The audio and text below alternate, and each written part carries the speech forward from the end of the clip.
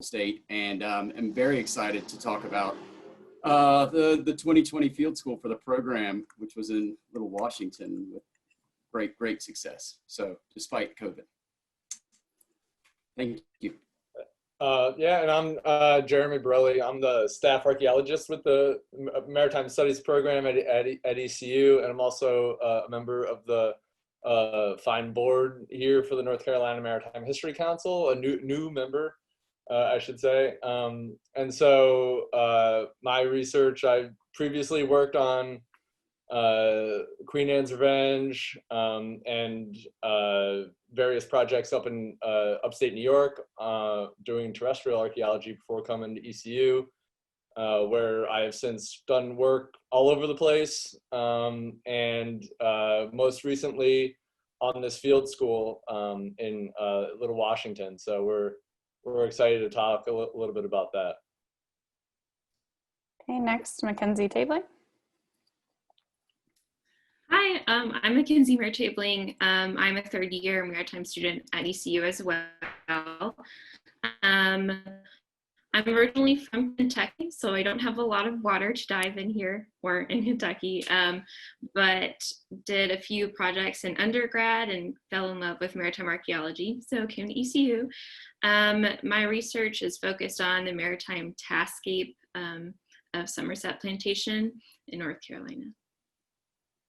Great. And then our last presentation was co-authored by Dr. Wisnett, Dr. Harris, and Dr. Dethridge. Dr. Wisnett and Dr. Harris introduced themselves. Well, hi, I'm Ann Wisnett. I don't really consider myself a maritime expert in the sense that I've never been diving, so I don't have any experience in that way, but I am currently at Duke University as director of the Graduate Liberal Studies program, but was formerly at ECU in the 2016-17 years, the Witcher Chair in the Humanities. My work is in public history, and what brings me here today is this project that I've been doing collaboratively with Lynn Harris and Kristen Baldwin Dethridge, who is at Appalachian State, since we have a little app thing going through, yes, that is focused on the National Register nomination for Portsmouth Village at the north end of the Cape Lookout National Seashore. And we've been working on updating that documentation for the National Register for Portsmouth, which was put on the register in the 70s, but updating it particularly to focus on aspects of African-American history. I came into the project because I have done quite a bit of previous work with the National Park Service, including at Cape Lookout National Seashore, previous to this project. Okay.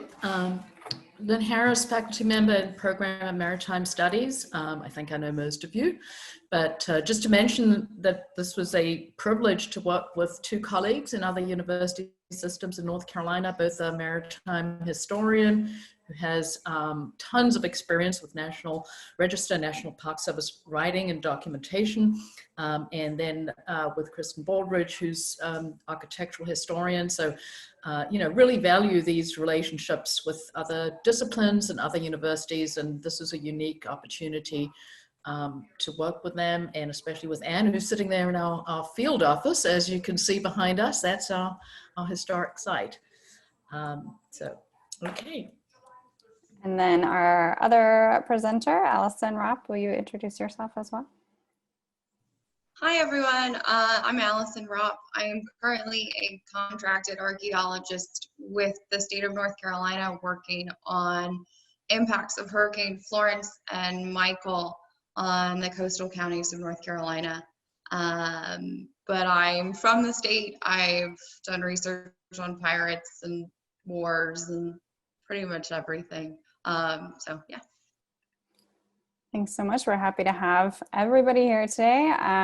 The new issue of Tributaries will be released after this conference, and two of the discussants here today actually have articles being published, Jeremy Borrelli and Allyson Raupp. So if you are more interested in hearing more about their research, you can go to our webpage and learn more about that on Tributaries after the conference.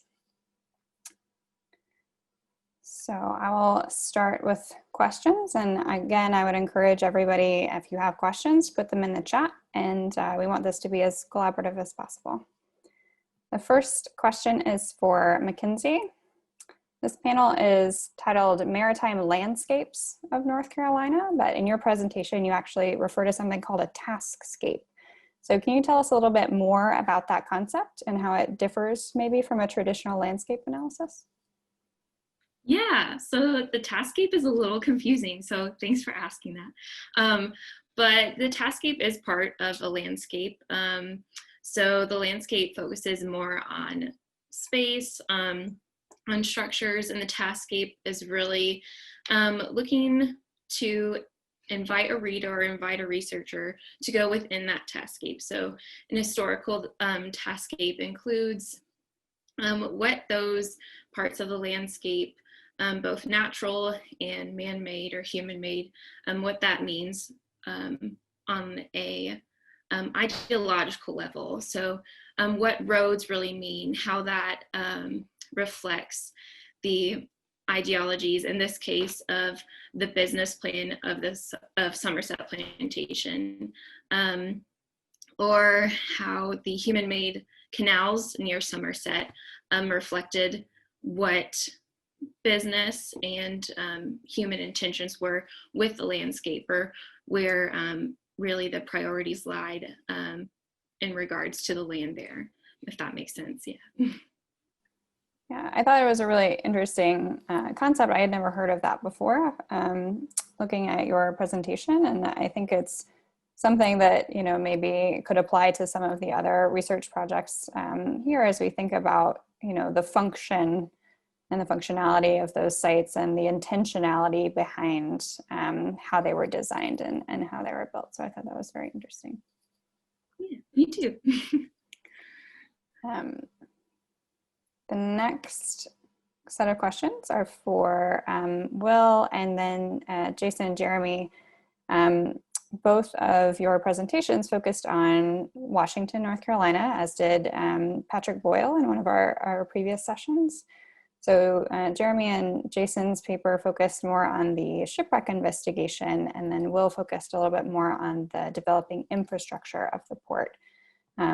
So for all of you, I'm interested to know how maritime historians and archaeologists can work together to bring all of this information together into a larger understanding of the area, and how valuable was it for each of you working on your sort of separate projects to think about the research all together, whether a combination of shipwreck data, artifact scatter, and information about the structure and history of the port itself.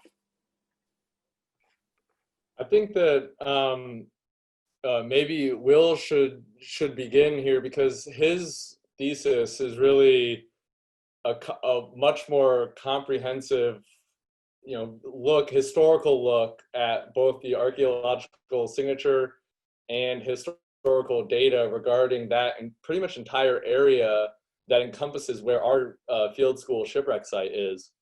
So maybe Will, if you want to talk about, just kind of talk to that question a little bit about that area. Yeah, sure. The biggest thing that I don't know if I necessarily said this, I don't think I said this in my presentation, but the biggest struggle with studying the port itself is that most of the port is gone. It's been paved over. Naturally, Washington needed to adapt, and the way they chose to adapt was to embrace the tourism industry. So the functional port itself is no longer there anymore, which makes the historical part of studying that area crucial, because that's where a majority of the records of the people that utilize that part of the waterfront will be found. I was fortunate enough to find 3 other sites around the periphery that played some role, crucial roles in all respect to all 3 of those sites in the inter-harbor trade network, as well as the industrial footprint of that town later on towards the 20th century.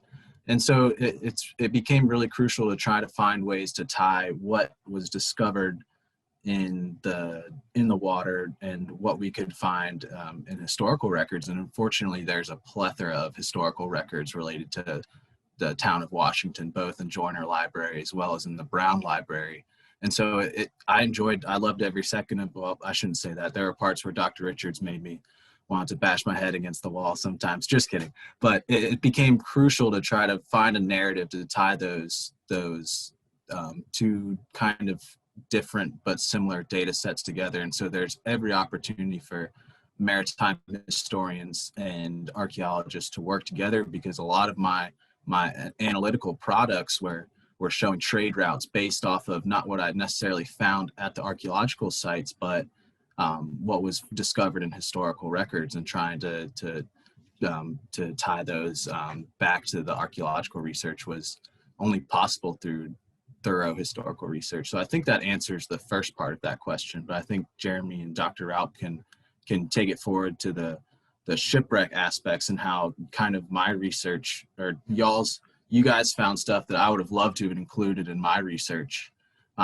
with the copper wreck, but you know, I was already running through edits for a final manuscript at that time. Jason, do you want to take this, or do you want me to? Yeah, I mean, we can just sort of just chime in wherever, Jeremy. I think that's a great question, Chelsea, and I think it's really the root of what we do. I mean, we are maritime archaeologists in so many ways, but we can't understand vessels, even a vessel that we have the name of. We really aren't going to understand it without really embracing history. And really, I found through my studies that the maritime history courses were probably, at least through my graduate studies, were probably the more important classes that I took, building off of an anthropology background. So I think the two things just, you know, are sort of forever cemented together when you study shipwrecks. And in this particular interest, in this particular case, I think it actually is really interesting as well, because the vessel that we looked at now, of course, the field school incorporated two shipwrecks, one of which Patrick Boyle did a great job talking about earlier, so we don't need to go into it. Instead, I'll focus on the copper wreck. And so the copper wreck really presents itself in a funny way, because we knew that it was reported to be a schooner. I think Gordon Watts might have looked at it sometime in the past, but we don't have any sort of records of that. So Jeremy, Mark, and I went out and jumped in on it, thought maybe there's enough here for a field school. And turns out there's a really, really well articulated wreck that's mostly buried.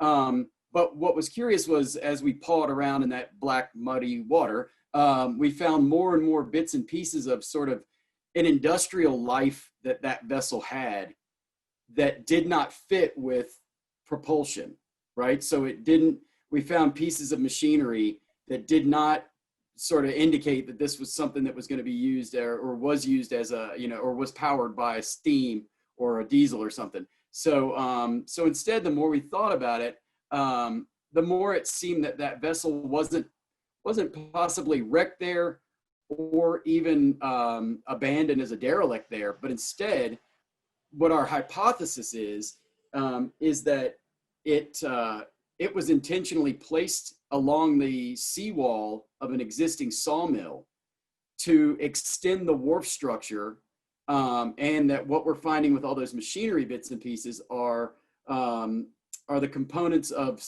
some sort of lifting devices that would have been used to move raw material onto the yard and then onto barges once it was finished. So there is now the point at which we get to blend one other aspect, right? So we take it from this archaeological investigation. Now we're going to explore the sawmill itself that's on that point. So some of Will's research surrounded the Eureka mill, which is just across this little embayment. What we're going to look at is the EM short mill. We know that it was even in I think Will found a map from 1872 that shows that it was probably already in operation as a timber holding area. And then we know that by the 1880s that they had fortified the seawall. So, so now it's time to explore the history of the short mill to try and figure out how that ship was incorporated, and then to take that in a much more anthropological view of the industrial landscape of the area.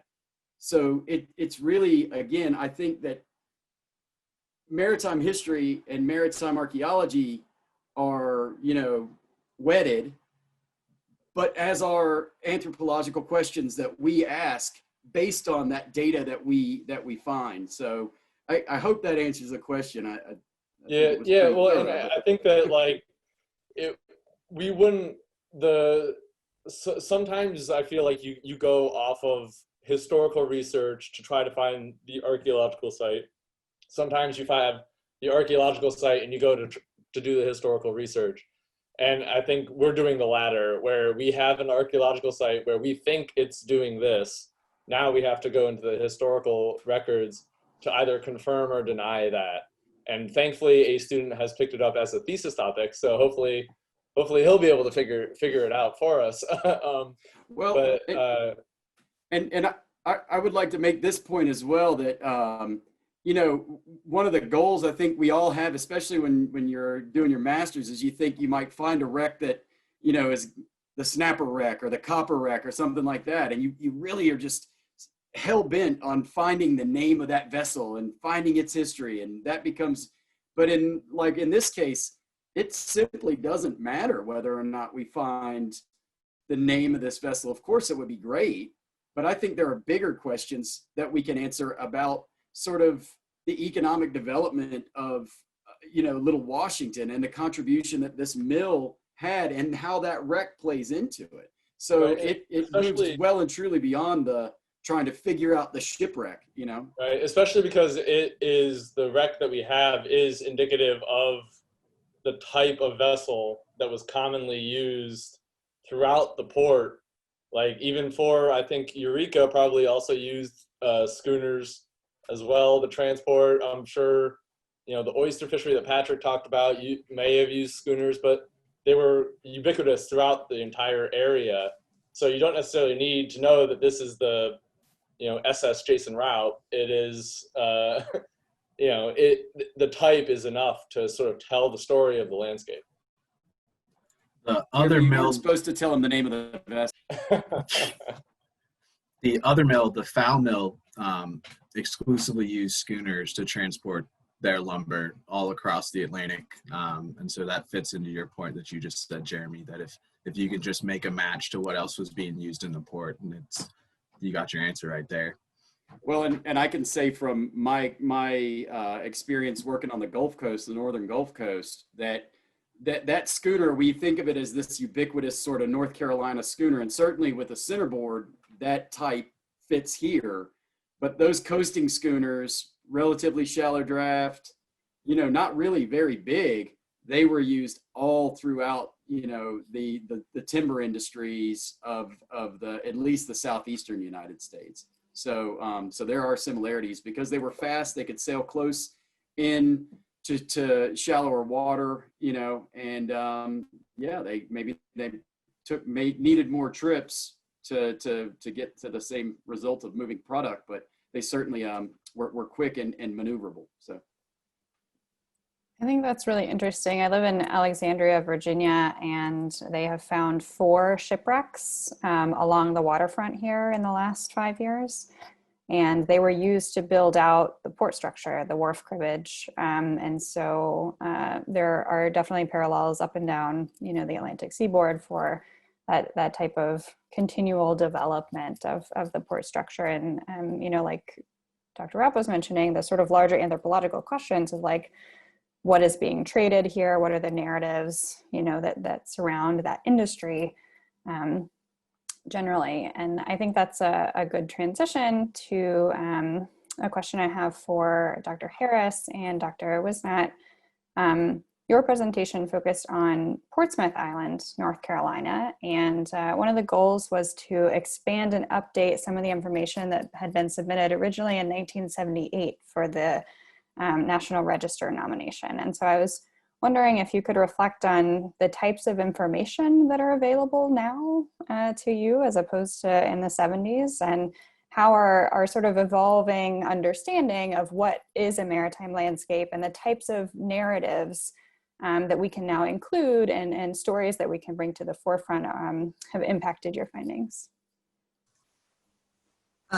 I don't know who wants to go first, Lynn or myself, but you're muted, Lynn. Okay, and go ahead, yeah. I was really interested actually in making the tie to the conversation that's just been going on about this sort of intersection between historical records, the material evidence that archaeologists can uncover, and what our project kind of brings in as a third piece in a way is this matter of the historic preservation apparatus as it exists in the National Register system, which this was my first time trying to actually navigate the National Register.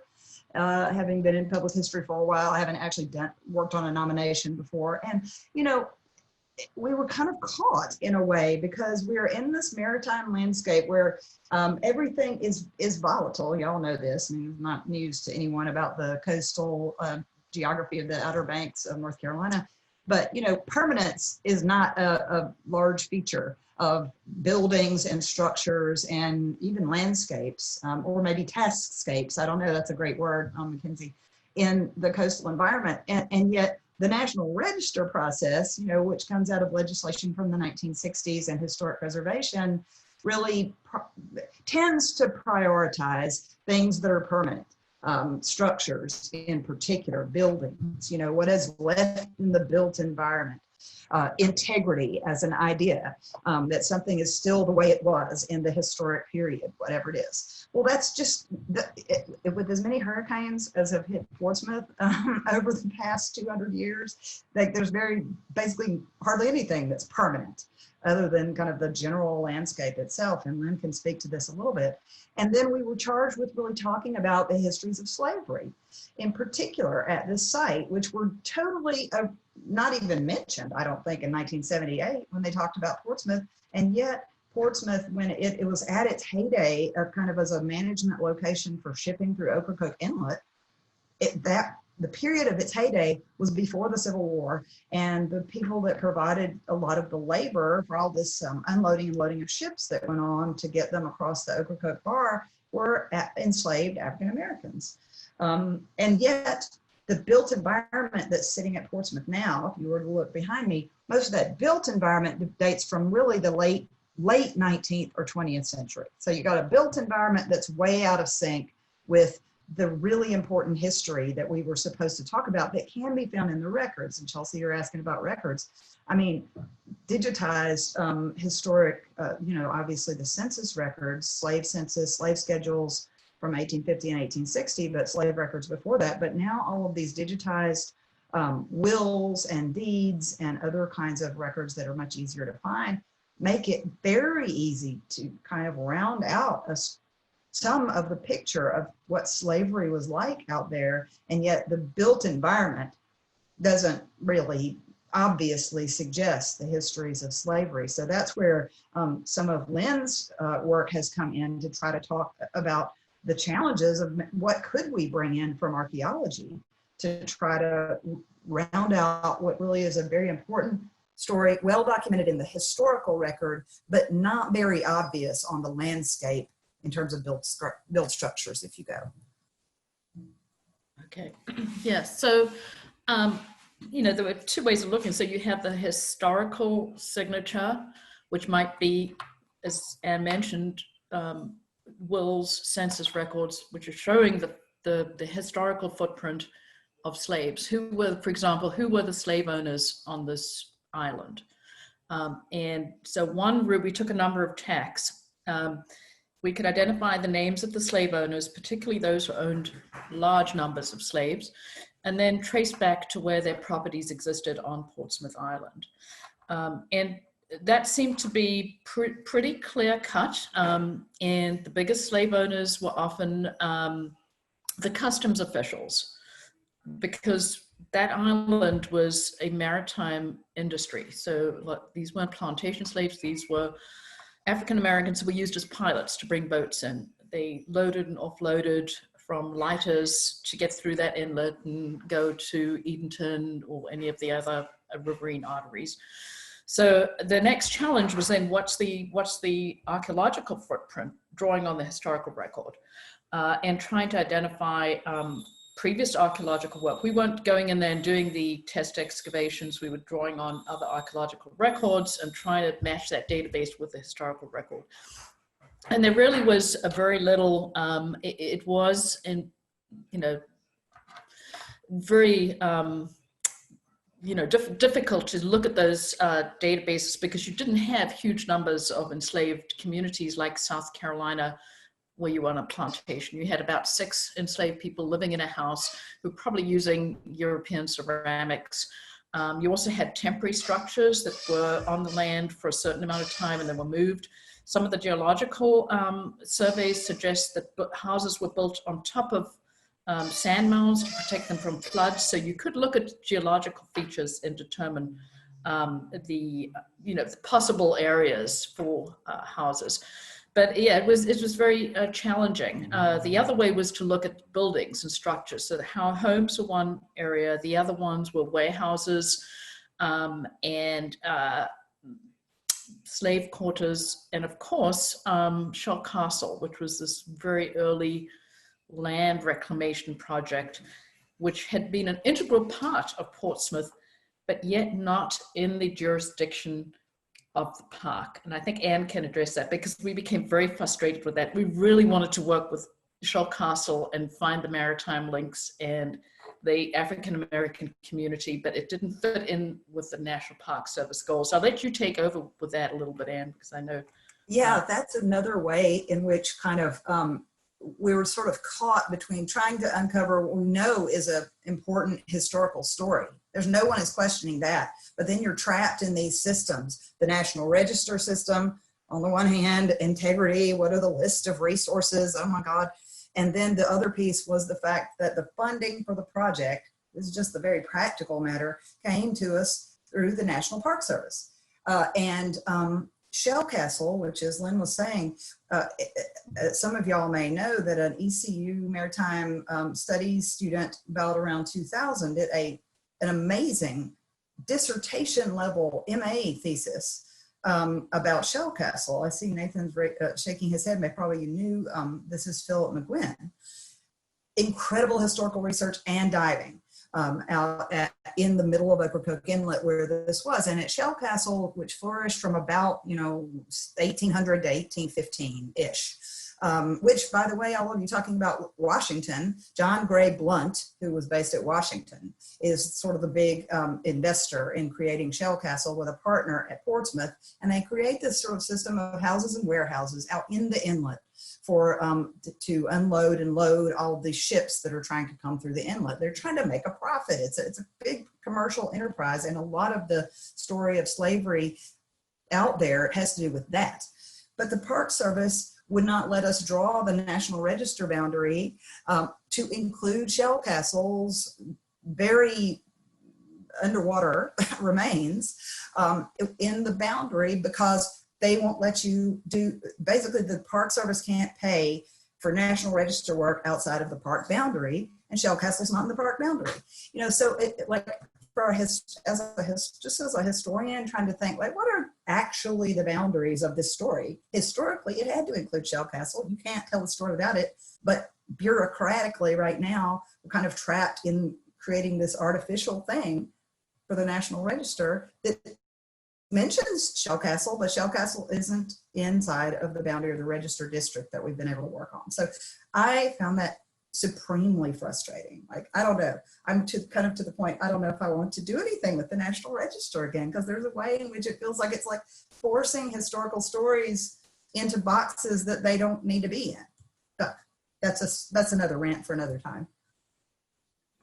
I think that's a really, really interesting because, as we're talking about narratives just generally, I think that's part of the continuing process for archaeologists and historians is to reevaluate some of the older work that we've done, particularly within, with events in the last year or two, and think, what are those narratives that we've been missing?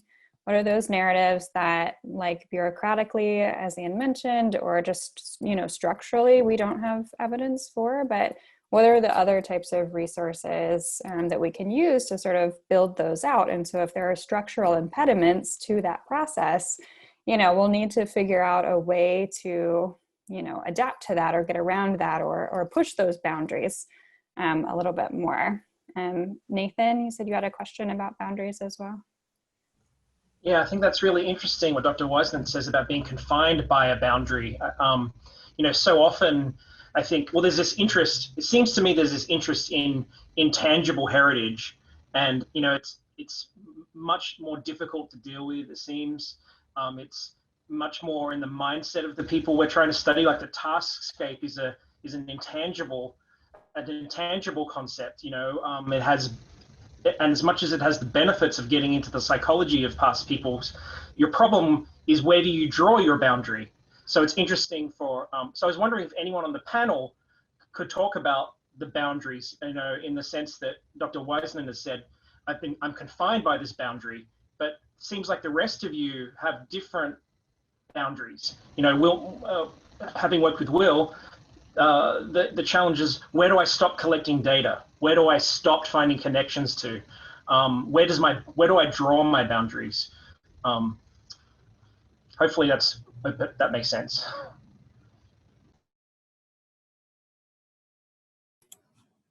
Yeah, I think it was, for myself, it was, you know, what was necessary to be included in a master's level thesis. And, you know, there's a wealth of historical information on the Port of Washington, but a relative scarcity of archaeological data for the port itself. So it became interesting, and as you know, trying to recreate the early portion of the Port of Washington and the early trade, it was tough to try to find historical sources that could relate to what we discovered archaeologically. And so I would find that as my biggest boundary was, you know, what to include, what to not include, and how to make sense of the wealth of historical data compared to what was lacking on the archaeological side. And it became kind of, I would say, very difficult because, you know, I would want to paint the full portrait of the port, and I would always feel that the full portrait wasn't there. But due to, you know, wanting to graduate and wanting to write a succinct thesis, that was the motivator. Well, you know, I can't necessarily tie this historical data set, especially with the Blunt family, like that they obviously played such a crucial role in the founding and the development of the early town of Washington, but there was no direct links to really any of the sites that I looked at. So that was a really tough decision to make, because they also have a wealth of historical data and resources at Joyner Library. But that was the biggest boundary that I had, is trying to find what would be relevant for my particular study and what would be something that hopefully a younger student or someone else will take up in the future. I think we've run into a sort of characteristic of a lot of landscape studies in general, in that, like, it's very difficult to encompass an entire landscape because of various limiting factors, whether it be, you know, a particular funding source. You know, I feel like a true landscape study would have to go on for years and encompass multiple. You almost have to like piecemeal it, especially if you go in the National Register approach and just kind of parcel it out into like 3-year sections where you can actually like tackle everything. Because, you know, as you find out more information, the wider the net becomes that encompasses, you know, all the interactions that are happening within a particular space. So like you're always going to have those kind of limiting factors, whether, like Will was saying, whether it's, you know, funding or just like I could keep going down this rabbit hole, but I have to graduate in 3 years, you know. So those are always going to be a factor in landscape studies, but it's important to just note those limitations, and then, as Will was saying, you know, note where it can be built upon, so that eventually you have a compendium of information that is the landscape, you know. I'll jump in on the other side of that. Part of my study was dictated by the physical environment. The boundary was a specific shoal area. So if I had kept going and did the whole state, that wouldn't have shown the impact of that particular shoal region of the coastline as compared to, like, those would have been two totally different studies. So I do think the environment itself and the questions you're asking in regards to a specific area of the environment does play a role in helping define that boundary. Yeah, I mean that's a great point. And I mean, what is more important to landscape than the landscape itself? You know what I mean? Like that's as important as, you know, what people are prescribing to that landscape, you know. For my research personally, since it is largely based on ideological rather than the physical landscape, although that's a really important part of it, as doing research, as Dr. Harris can help attest to, we learned that North Carolina plantation owners were involved in everything.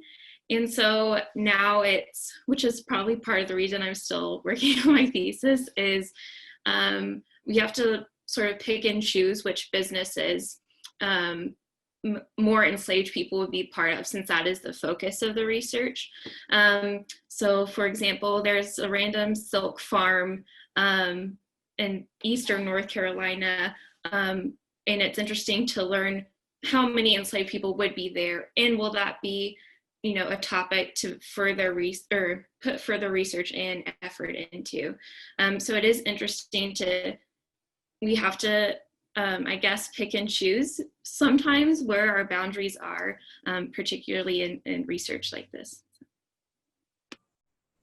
Yeah, I'd just like to, it's the similar situation in Portsmouth, the use of enslaved people in so many different industries. You know, they're hired out to different, so you think of a group of people belonging to one property owner, but that wasn't the case. They were hired out to other people. They were also split up through wills and probate records. Families moved apart. And so it's almost like this, you know, ever dynamic demographic that's difficult to trace. And one thing that we found in our Portsmouth research as well was a lot of women slave owners, which was interesting. And then looking at the ages of the enslaved people and seeing how many children there were and how many women, and what did that actually mean? So maybe, Anne, you could address that a little bit. I know you looked at the census records in depth, and also you mentioned occupations of slaves, listing of, especially in the 1860s, in those slave schedules, where you can see what their skill sets were, like boatman, carpenter, and, you know, sort of getting a feeling, which has never really been represented in the National Register. Right. I don't have a lot to add to that because our research, as you said, there is an aspect of finishing the project, which limits you a bit. But we have been the sort of the demographics over time as they change. Lynn mentioned earlier in terms of who the largest owners were, this whole aspect of renting, the demographics of the slave population over time. And as you get to an era where by the eve of the Civil War, so many of the enslaved are children under 18. So what is that meaning? The ownership by the customs collectors, how it is these customs collectors are becoming sort of are consolidating slave ownership by that time. What does that mean? We have a lot of unanswered questions, I think, right now that emerge from these data points that we've been able to pull, I guess, out of the digital materials that we've been able to research. But there's almost as many questions right now as answers. And I think it's important for us to remember that picking and choosing what to research and what you have access to and things like that is part of the historical process. And you know, it's built into that, and it's part of how we can change and choose the narratives that we study, you know, moving forward. I want to shift a little bit. There was not mentioned these volatile landscapes in North Carolina that are lacking permanence. And, you know, we've been talking about the environment since that's a major part of the maritime landscape.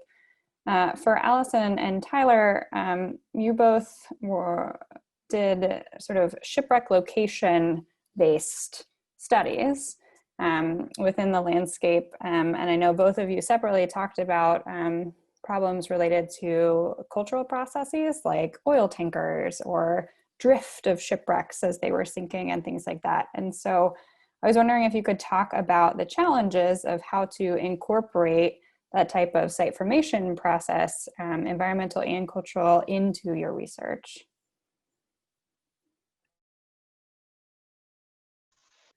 So for me, it was, I mean, especially drift was really a hard factor to calculate and predict. For me, it was drift, you know, after a ship was attacked, how far did it drift before it actually went down?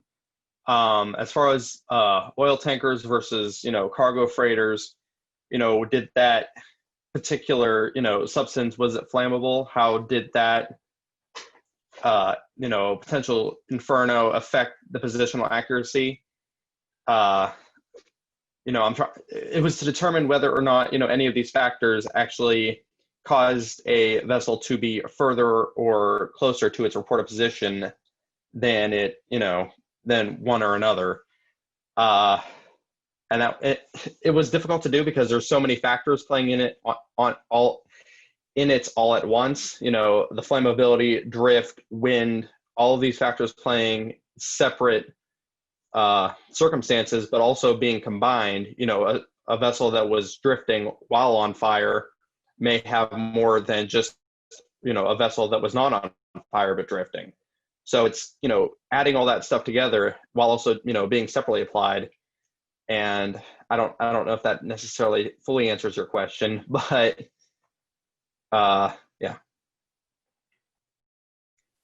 I think for mine, just looking at the historically reported locations and going back to kind of reconstruct how they potentially wrecked, the drift, I didn't get into how they drifted. It was more larger scale.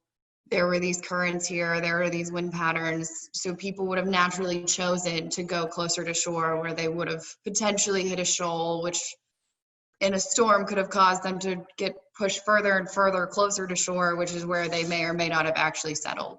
But I do think including all of that stuff and understanding where a site occurred or a wreck occurred to figure out where a site could be, and reconstructing that historical information and taking all of those different pieces of information can give us a better idea of where stuff occurred and could be looking at. Yeah, that's about all I got. I wonder if either of the two of you ran into some of the other problems that we've been talking about in terms of either access to information or change in information over time, or you know, sort of a shifting narrative around either of the two focuses. So for me, I know as far as access to information goes, you know, with I know a lot of information being in the National Archives, and with COVID shutting everything down, that information has been very hard for me to access. So my study was definitely limited on that particular front. And another thing that my particular study addresses is the change in position fixing technology, and how that factor could also play into effect of, you know, one ship being located where it was reported over here. And so that is another thing that has to be taken into consideration, that I really had to think about, just how much, you know, that might affect it versus, you know, burning or drifting. For me, I also had a COVID problem of accessing records themselves.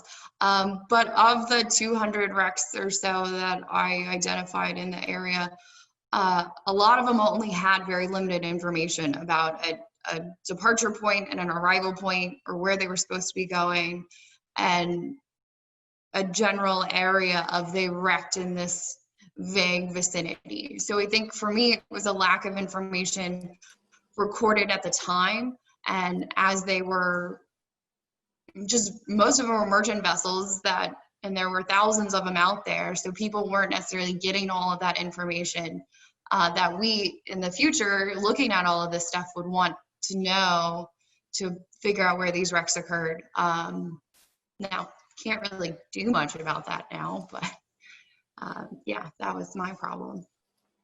That actually leads into my next question, which is for all of the panelists. We're obviously having a virtual conference because we cannot meet together in person because there's been an international pandemic since late February, right? And so I know some of you have already mentioned you've had trouble getting access to information. I know the field school groups have participated, in some of this research out in the field during COVID. So I'd be interested to hear everybody's, sort of challenges and best practices, whether that's for field work or archival research related to this situation, and, how we can think about what was successful, what wasn't, moving forward in this, COVID time. Yeah, we wound up talking at length between Jason, Dr. McKinnon, then our dive safety staff, Mark Koisenkothen and Jason Nunn, about how best to navigate going out in the field amid COVID. And their ECU has various protocols, but what we basically did on a day-to-day basis was everybody had basically an assigned seat in a van. You could only fit, we have vans that are like 12 passenger, that there are 4 rows, and you could only fit 1 person in each row. And then we would have a truck, and so the truck could only have a certain number of people. So we spaced everybody out in the vehicles just to get to the site. Everybody had to wear a mask. Everybody had a temperature check, and we told everyone to do basically a self-imposed quarantine throughout the course of the actual field work. And then once we got in the field, masks, even though we were outside, we all wore masks. And then for the diving aspect of it, you had to sanitize with bleach all of your your breathing equipment, and there were different steps in that process to basically sanitize it, test it out for yourself, sanitize it again in case there's a rescue scenario and you have to hand off a regulator. It's sanitized, and then we would move forward with that.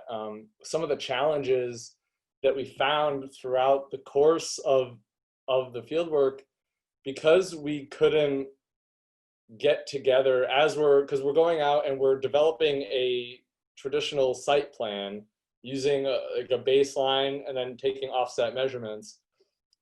Each student is assigned a certain section of that we piece together to create the whole entire site plan. Normally, during a field school, everyone would come back and we would have a large table where we'd roll out graph paper and come up with a master site plan using everybody's data collected from that day. We can't do that with COVID, and so Jason and Dr. McKinnon decided to do a virtual, basically we'll create the site plan and then we'll scan it and they'll transcribe it virtually. So what you miss by not coming back and being able to draft together in a room is that sort of daily debrief where you can kind of work out the inconsistencies in data recording and come up with a more comprehensive plan. And so that was, I think, one of the major challenges in terms of the actual data that we were able to get. But in terms of the operational standpoint of COVID, Jason, I don't know if you have anything else to say, but I thought that went smoothly and no cases from it. Yeah, I think honestly, we had an incredibly successful field school, and to my knowledge, we were the only maritime field school maybe in the world, I don't know, but certainly in the country. I don't think any other programs ran field schools, and I think that goes there. A lot goes to ECU and the protocols that were put into place, to Dr. Richards as the director of the program. Dr. McKinnon did a lot of groundwork. it also went to the idea that we really had to think about the planning. So we initially talked about doing part of the field school in the Florida Keys. We had some other ideas for other places, and ultimately we decided that if we could find something locally, you know, it was probably going to make things a little bit easier. So Jeremy and I did some recon days. So it took a little more prospection, I guess, you know, to, on the front end to find what we needed. But by finding a site that we could access from shore, that was a huge bonus for us, because then we knew that we could keep social distancing. Each student had their own little pallet that they set up in these people's yard, 6 feet apart, and everybody did a great job of sort of holding on to that. Because when you think about it, even some of our bigger boats, you really, when you start stretching tapes and you try and make 6 feet, we have a 20, what is it, Jeremy? A 25-foot skiff, and we could only have 3 people on board that. Yeah. So instead, we were lucky we had a barge, and we were able to use that for Patrick's research on the centerboard schooner. But it certainly was challenging to try and have everyone keep that distance. So there was a constant sort of a constant anxiety, I think, that Dr. McKinnon and myself had once we started moving on to the boat. So there were real challenges and real things to think about. But ultimately, I think it really says a lot about proper planning, you know, and what's possible. So yeah, field school was challenging. COVID is challenging. COVID is also going to prove to be very challenging for the research that we want to undertake on this copper wreck, is what we call it, at the EM Short, because they basically, the libraries are all closed to access to patrons. So that's really going to limit what the students can get their hands on. Although, of course, archivists and librarians all over the country are going above and beyond, you know, to help out. So we've made some good contacts at the Brown Library in Washington. But yeah, so there's certainly challenges, but I don't think it's undoable. You know, I think there were terrestrial field schools that went that ran this year as well, and I think it was just proper planning. So thanks. I'm curious if there's going to be an increase, because all the, you know, a lot of archives are closed to the public. I wonder, in this time that we're in, if we're going to actually see an increase in digitized source material. Because I mean, Dr. Wisnett, you were saying that, you know, there's, you know, a bunch of digitized records that have been really helpful for your research, and it's those sort of things that are, you know, that we're trying to push for regardless of the pandemic. But I wonder if the pandemic is going to push it even further, you know, forward. This is a little bit unrelated to COVID, but in terms of challenges with the environment, we did experience a very vulnerable area for coastal change and flooding and hurricanes, and that was hugely disruptive. We had a plan not only around tides and ferries, but also flooding, I mean, going waist deep, and boatmen not being able to get across to the island. And then a hurricane where we'd actually mapped a structure and put it on the map, and then it was blown 50 feet away. And our question was, do we have to go back and remap it? And the answer was no, but you have to include all the changes in the report.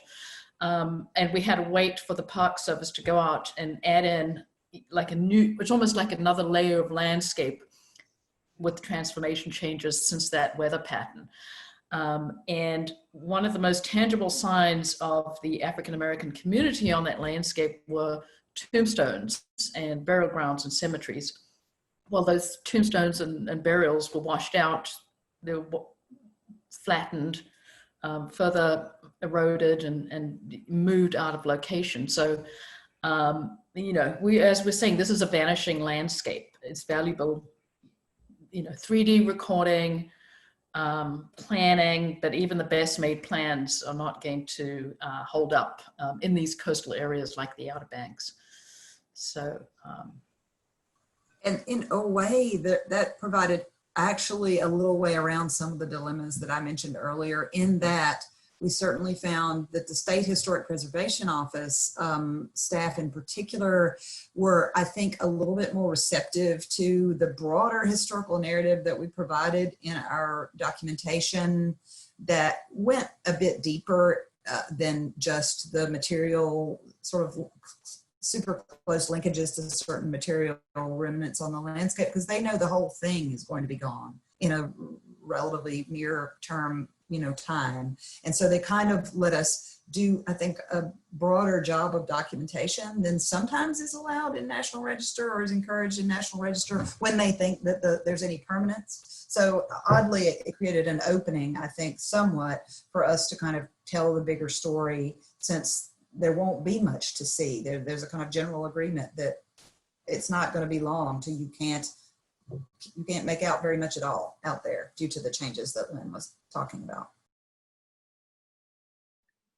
I think that brings us to another interesting point. I work in the environment or the international sector, and I focus on heritage at risk. And a lot of that is related to looting and trafficking of movable cultural property, but we're also looking at environmental risk factors, whether that's desertification or rising sea level or ocean acidification. And so close to the shore, that they are eroding out of the shoreline. There are just pots popping out of the shoreline.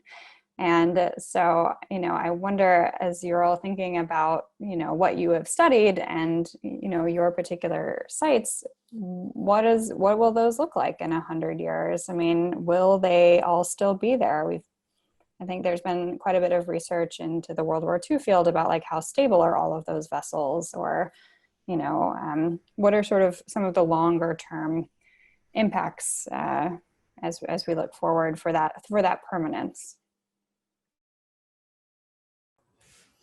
I will note that the area most eroding out, and I know Will and Mackenzie, you remember mapping that shoreline near the Gray's factory where we walked in our little systematic corridors. And so not only was it eroding, but one of the tour guides for Portsmouth Island arrived on the scene and ran up to us. I think he was called the Barefooted Man, because he used to run tourists around barefoot. And he said, "Oh, you found my honey hole." And apparently even though he was contracted by the National Park Service, had been collecting with tourists out of those eroding areas along the shoreline. And not only that, he mentioned that tourists have been burning ship timbers as part of campfires. And many of the timbers that he had found to save, you know, whether this was out of a benevolence, had been taken over to Ocracoke and put in front of restaurants. And there were caches of artifacts in various locales in the vicinity. So you're dealing with two things. You know, as the shorelines erode, they also become more visible to the public. And on beaches, they may not be as aware of the cultural heritage management legal issues. And this is in a protected, you know, historic district. So that was quite, you know, revealing.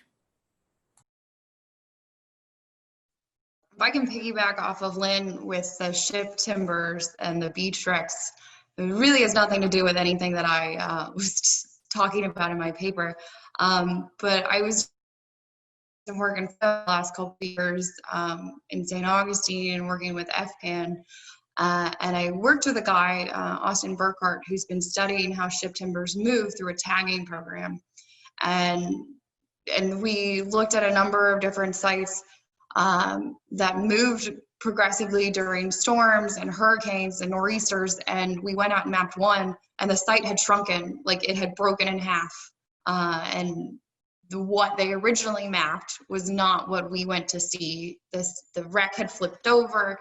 So yeah, I think we're going to see a lot of things moving and shifting, and they may have been recorded in Massachusetts and now they're in North Carolina, and we don't know if they're the same thing if there's no way to correlate that data.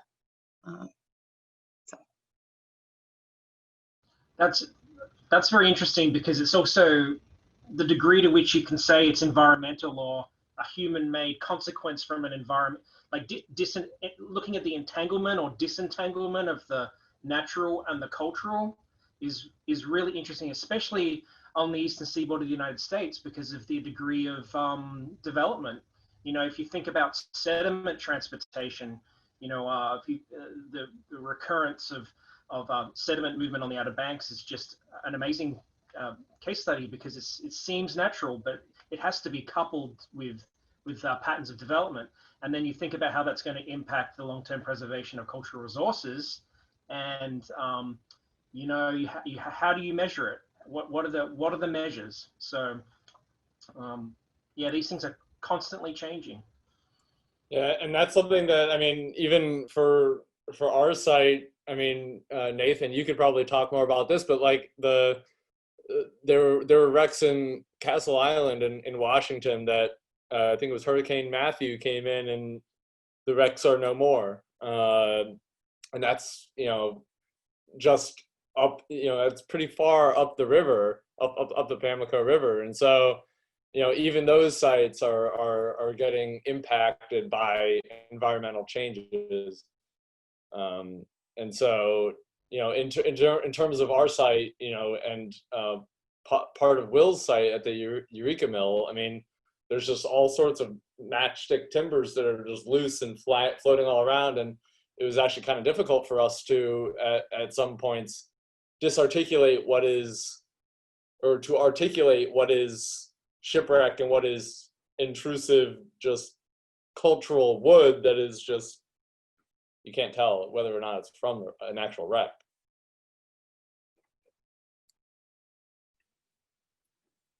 And I think it's really interesting to bring these two ideas together. We've talked about narratives a lot historically, but you know, as we start thinking about public narratives and how we present these types of stories to the public, it's also interesting to, you know, to think like, should we be including these types of heritage risks as part of the public outreach, so that they understand that. Again, since I focus primarily on heritage at risk and sort of public outreach related to that, we do quite a bit of explaining why this is a problem and how this happens and things like that. I just also want to mention that starting next year, we'll be in the United Nations Decade of Ocean Science for Sustainable Development, and they have included cultural heritage, underwater cultural heritage, as part of ocean science, which is great. It wasn't, you know, I think it took a little bit of convincing, but you know, it's important to remember that those physical scientists doing the same, you know, type of work on these environmental issues are part of that maritime landscape that we're all working in. And it'll be interesting to see over the next decade where those types of intersections can occur, and things like that. Oh, go ahead, yeah. Jason. Chelsea, I think it's interesting that you bring that point up about how should we be interpreting this? Should we be bringing this to the public's attention? Obviously, that's there are bigger questions about which public we're talking to and who believes in climate change and climate science and everything else. But I just always think it's kind of interesting how in the last few years you are starting to see this this discussion and these considerations, heritage at risk, becoming more and more of a consideration. Whereas when Nathan and I, for instance, Lynn, like the only thing we ever thought about that, you know, shipwrecks were vulnerable to was looting. It was all about wreck bashing. It was all about, you know, treasure hunting. Those were the discussions that we were having. And how do we preserve wrecks when we all got started 25 years ago or whatever. So now it seems as though this is a more pressing discussion that we should be having, is heritage at risk and recording sites, because like it or not, I mean, we're going to lose sites. You know, we're going to try and come up with ways to preserve them, and in situ preservation methods are getting better and better, and site stabilization is getting better and better, but cost is always going to affect our field. So, you know, maybe by, you know, I don't know, I think this is a great opportunity to really build on a ground wave of citizen science, you know, so that when these sites are exposed, when these sites are, you know, brought to the public, maybe we've got folks on the coast. Dr. Richards is no longer out there. They used to let him know that something had popped out of the beach. Maybe we need to start workshopping more, you know, or at least the state heritage program needs to start to workshop more so that those folks can just go out and get what they need. They can record some data before it's gone. You know, you think about the Kerala wreck, you know, what a significant site that was, and it potentially would have just been sucked right back out to sea. Maybe that would have been better for it, but that's not this discussion. But the point being, we do need to start thinking about how we involve the public, and citizen science is something I think we need to really embrace in a much more meaningful way as maritime archaeologists. Thanks. Yeah, can I add that I think that what Jason's talking about is the interdisciplinary angle of all of this future research, and the fact that some of the archaeological problems and pressures and tensions can't be answered by archaeologists. They have to be answered by people with training in other disciplines. And a great example is Dr. Wisner and Dr. Harris and Dr. Dethridge, that their work in heritage at risk and assessing cultural heritage. But I mean, I just think about the fact that sand movement is just a massive issue, and I'm not trained and will never be trained to measure that. And so it's a geological question, it's a sedimentological question that geologists have to, we have to try and convince them that this is important, because these are the same geologists and sedimentologists that are asked to comment on really big picture economic things like, where is the new inlet? Why is the house falling into the water? Can I put sandbags to save my house from spilling onto the beach? So that's a bit of a political and economic thing that we have to deal with too. So. Yeah, I also want to add, you know, baseline studies to gather a data set and then continue collecting data on a regular basis to compare changes, you know, so you're monitoring, and those monitoring surveys are, you know, perfect for citizen scientists. I don't know how many times the cemeteries on Portsmouth had been mapped, but every time we went back on an annual basis, there was a change. So, you know, one time's not going to do it. It's got to be set up. It's got to be, you know, some agency has to control it and organize it, and then make sure those results are collected systematically as well, so that you can compare them. So that's one of the things we ran into when we read our report, right, Anne, was, you know, gathering all that data set from 50 years ago and then trying to compare it and put it together. Yeah. Right, and to build on that a little bit, you have a thought about if you are the agency that has the area under management as the National Park Service, you know, limited resources are available, and where do you put those, and how do you engage your publics with it? And so thinking about Portsmouth, there is an active group, Friends of Portsmouth Island, that are some folks descendants of the largely 20th century residents who lived there, who care about it. And then there's the Park Service, and then these continuous things happen that damage the resources. And so a question really gets raised as, is the, for instance, Hurricane Dorian, this happened during our project. So we had already been out there, all done this documentation, as Lynn said, and then Dorian happened, and all these things happened. And at least I remember seeing one estimate from the Park Service on one structure out there that to rehabilitate it after Dorian, I think it was going to be $400,000 or something like that. And you did kind of have to ask yourself as a citizen, you know, in an environment that is known to be this volatile, where structures were not built or even originally for any kind of permanence, is it the best use of resources? But $400,000 in rebuilding, you know, XYZ house on Portsmouth, or maybe is there a better way to redirect in accepting the change? documenting, engaging the citizens of the Friends of Portsmouth in sort of documenting the deterioration over time. We're redoing this data or having some kind of central repository where that is just being collected instead of keep trying to kind of push back against the change. At some point, I mean, as much as I love historical village, this historical village and historical resources, at some point it just doesn't make sense to keep trying to put it back.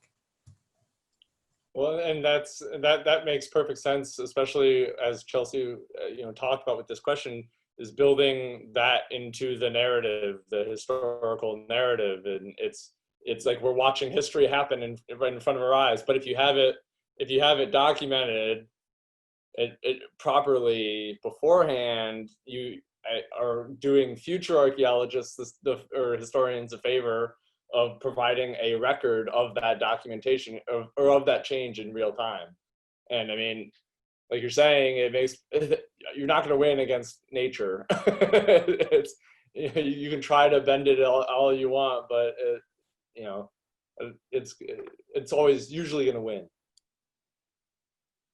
And I think it's, important to note too that COVID has led to an economic downturn here in many, many other parts of the world as we think about international heritage at large, including all of the types of things that we've discussed here in the Carolinas today.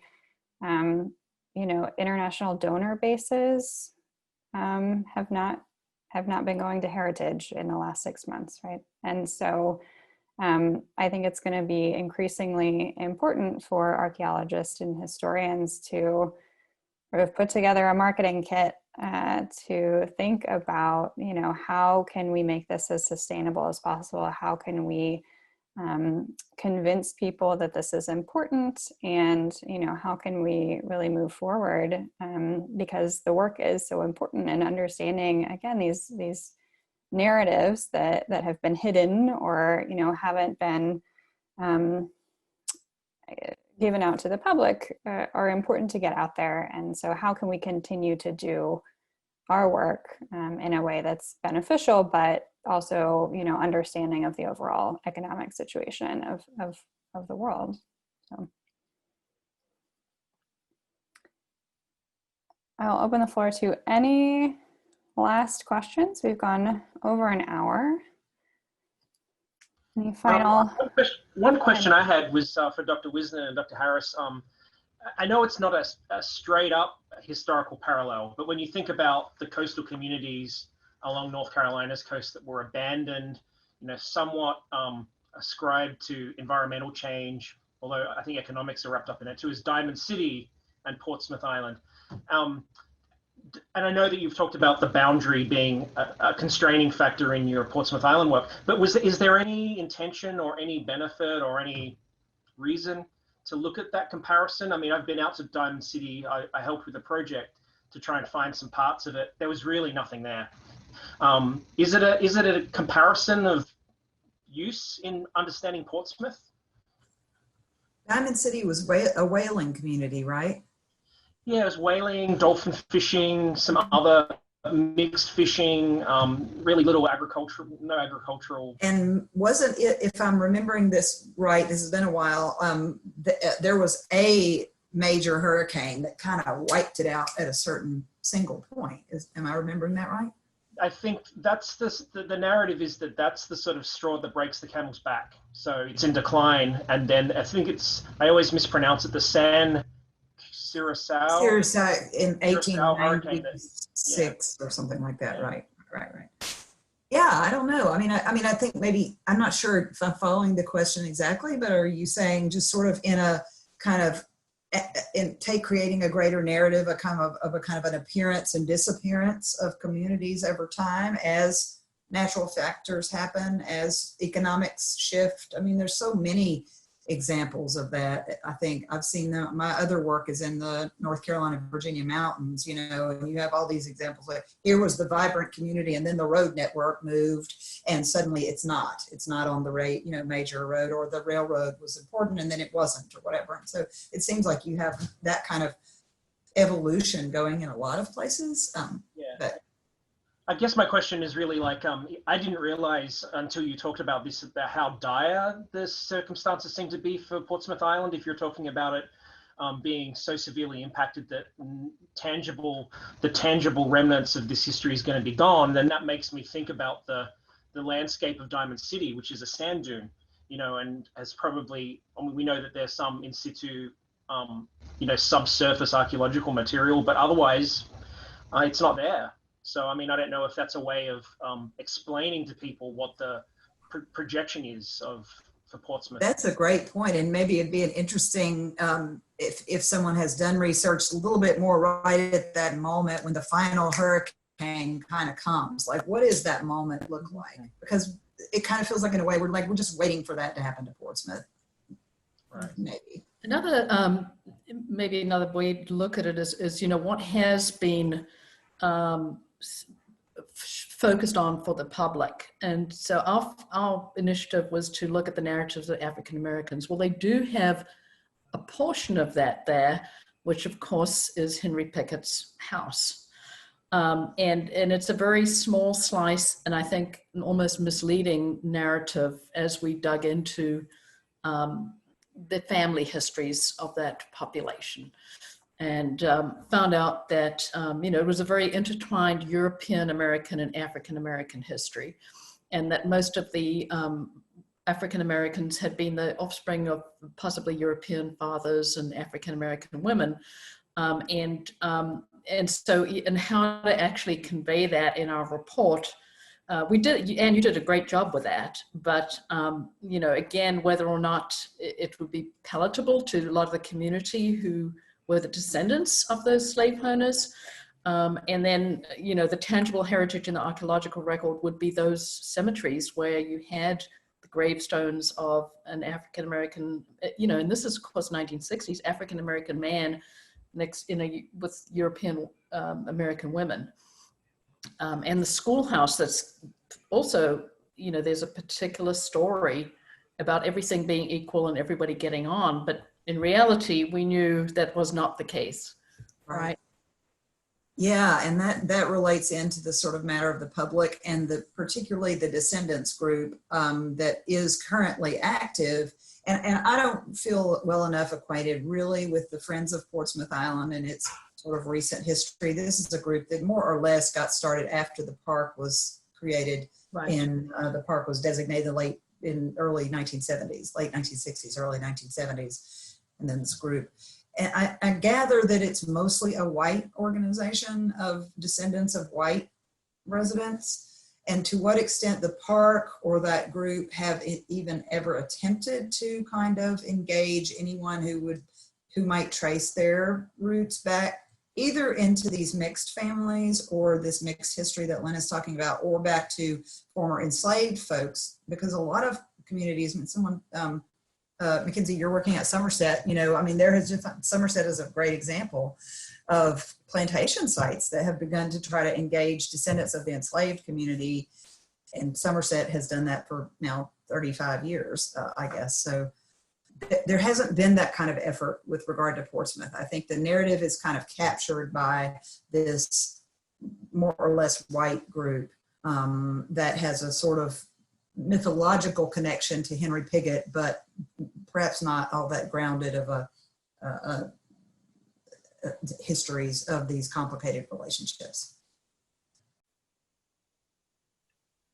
This has all been very, very interesting to hear. I want to thank all of our panelists for joining us today. We are coming up on our hour and a half.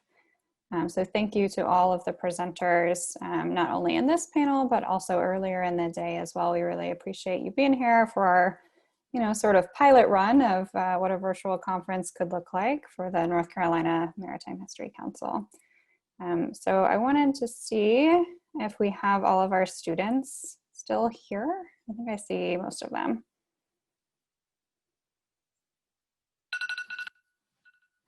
And if so, yep, looks like everybody's on. So the Student Paper Award will go to a student this year, and they will receive a certificate of recognition that includes a 1-year membership to the council and full conference registration for next year's conference, which again, we hope will be in person as opposed to this virtual format here, but thanks for hanging with us. The panel that this presentation was very well organized. It was well delivered, and it provided in-depth coverage of the important research. So we are happy to announce that Tyler McLellan has won the Student Paper Presentation Award for his presentation on understanding the fog of war, archaeological, historical, and geospatial modeling of North Carolina's Torpedo Junction. So congrats to Tyler. And if you haven't seen his presentation yet, you can go to the North Carolina Maritime History Council's YouTube page and watch it there. So Tyler, Thank you. Thank you. I was not expecting that. Thank you very much, guys. So we will be happy to see you at the conference next year. And thanks again to all of our students who presented today and all of our other panelists as well. And with that, we will wrap it up. Thanks so much, everybody. Thank you, moderators. Great job. Thank you, guys. Thank you, everyone. Thanks, Josie. Thanks, everyone. Yeah, Thank you. Thanks, Tyler.